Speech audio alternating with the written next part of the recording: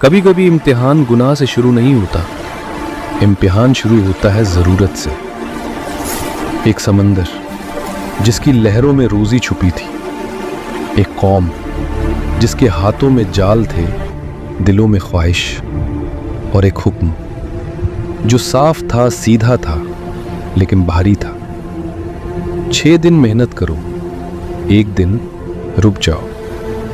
लेकिन जब वही दिन सबसे ज्यादा मछलियां लेकर आए तो दिलों में सवाल उठे, क्या रोजी छोड़ दें या रास्ता निकाल लें। यहीं से शुरू हुआ वो वाकया जहां गुनाह खुले आम नहीं हुआ बल्कि बहाने की आड़ में हुआ। ये वाकया है उस बस्ती का जिसने सोचा वो हुक्म को मात दे देगी, लेकिन जिसने समंदर बनाया है वो नियतों की गहराई भी जानता है।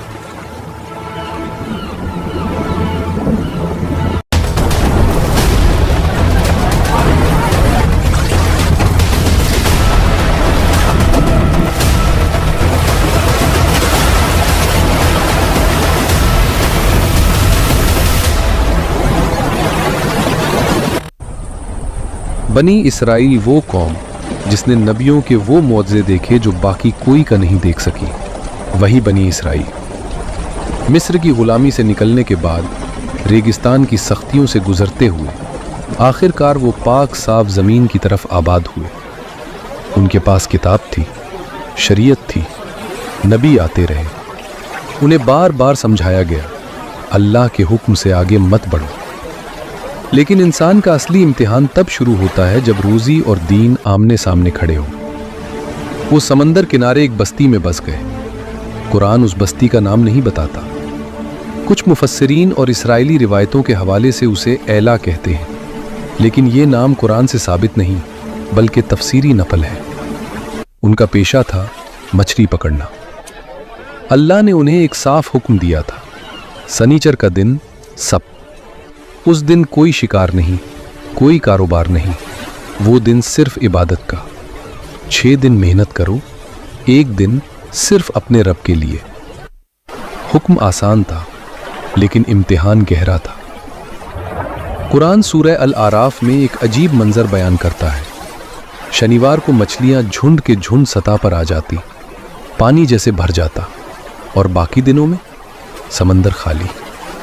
ये इत्तेफाक नहीं था, ये अल्लाह का इम्तिहान था। समुंदर मछलियों से भर जाता है। अगर ऐसे ही हाथ पर हाथ रखे रहे तो कितना नुकसान होगा। हमें कोई रास्ता निकालना होगा, किसी तरह इन मछलियों का शिकार करना होगा। दिलों का इम्तिहान। कुछ लोग बेचैन हो गए। उन्होंने कहा, रोजी इसी दिन सामने आती है और इसी दिन मना है। धीरे धीरे चालाकी शुरू हुई।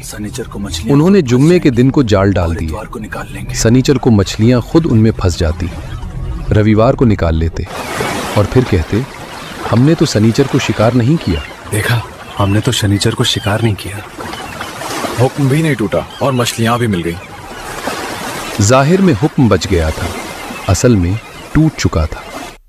बस्ती में 3 तरह के लोग थे। एक जो ये चालाकी कर रहे थे, दूसरे जो उन्हें रोक रहे थे, तीसरे जो चुप थे। रोकने वालों ने कहा, अल्लाह से डरो, ये साफ नाफरमानी है। कुछ लोगों ने कहा, तुम क्यों नसीहत करते हो ऐसी कौम को जिसे अल्लाह हलाक करने वाला है। उन्होंने जवाब दिया, ताकि हम अपने रब के सामने बरी हो जाएं और शायद ये लोग डर जाएं। लेकिन चालाक लोग रुकने वाले नहीं थे। ये सीधी बगावत नहीं थी, ये दिमागी बगावत थी। हराम को तकनीकी तौर पर हलाल बनाने की कोशिश। जब वो सरकशी में आगे बढ़ गए, जब नसीहत बेअसर हो गई, तब फैसला आया। कुरान कहता है, तो हमने कहा, तुम जलील बंदर बन जाओ। ये कोई मिसाल नहीं थी, ये हकीकी मस्क था। उनकी शक्लें बदल दी गई। जो कल तक इंसान थे, आज उछलते हुए बंदर। आंखों में पहचान, लेकिन जुबान खामोश। कुछ तफसीरों में इसराइली रिवायतों के हवाले से आता है कि वो 3 दिन तक जिंदा रहे। रिश्तेदार उन्हें पहचानते थे, वो रोते थे, लेकिन ये तफसील कुरान या सही हदीस से साफ तौर पर साबित नहीं, इसलिए इसे पक्की हकीकत नहीं कहा जा सकता। सही हदीस में आता है कि जब अल्लाह किसी कौम को मस्क करता है, उनकी नस्ल आगे नहीं चलती, यानी आज के बंदर उनकी औलाद नहीं। इस वाक़ये का असली दर्द ये नहीं कि वो बंदर बने, असली दर्द ये है कि उन्होंने दीन को अपने हिसाब से मोड़ना चाहा। उन्होंने सोचा, हमने सीधा हुक्म नहीं तोड़ा, लेकिन अल्लाह ने दिल देख लिया।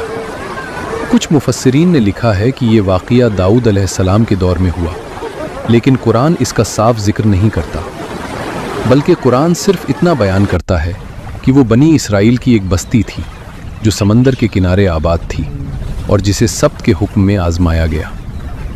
कुछ तफसीरों में ये भी मिलता है कि दाऊद अलैहिस्सलाम ने उनकी नाफरमानी पर बद्दुआ की या उन पर लानत की और इसी वजह से सज़ा आई, लेकिन ये तफसीरी नकल है, सीधी, साफ और मुकम्मल दलील के साथ मनसूस बयान नहीं। इसलिए इल्मी तौर पर एहतियात यही है कि हम ये कहें वो बनी इसराइल की एक कौम थी, उन्हें अल्लाह ने सब के हुक्म से आजमाया, उन्होंने चालाकी की और अल्लाह ने उन्हें जलील बंदर बना दिया। नाम, ज़माना और मुकम्मल तफसील अल्लाह बेहतर जानता है, क्योंकि इस वाक़ये का असल मकसद तारीख़ बताना नहीं, बल्कि ये बताना है कि जब इंसान हुक्म से बचने के लिए रास्ता निकालता है तो वो हुक्म से नहीं बचता, बल्कि अपने अंजाम के करीब पहुंच जाता है। ये वाक़या हमें सिखाता है गुनाह दो तरह का होता है, एक जो खुला होता है, दूसरा जो बहाने के साथ होता है। पहला इंसान को शर्मिंदा करता है, दूसरा इंसान को घमंडी बना देता है। उन्होंने बहाना बनाया और बहाना उन्हें जलील कर गया। मसला मछली का नहीं था, मसला नीयत का था। जब इंसान शरीयत से खेलना शुरू कर देता है, जब वो हराम को तकनीकी तौर पर हलाल साबित करने लगता है, जब वो कहता है हमने तो सीधे नहीं किया, तो वो उसी रास्ते पर है। ये वाक़या सिर्फ बनी इसराइल की कहानी नहीं, ये हर उस दौर का आईना है जहां लोग दीन को अपनी सहूलत से ढालने लगते हैं। अल्लाह से चालाकी नहीं की जा सकती। जिसने समंदर को रास्ता दिया वो दिलों की चाल भी जानता है, और जब हद पार हो जाए तो फैसला अचानक आता है।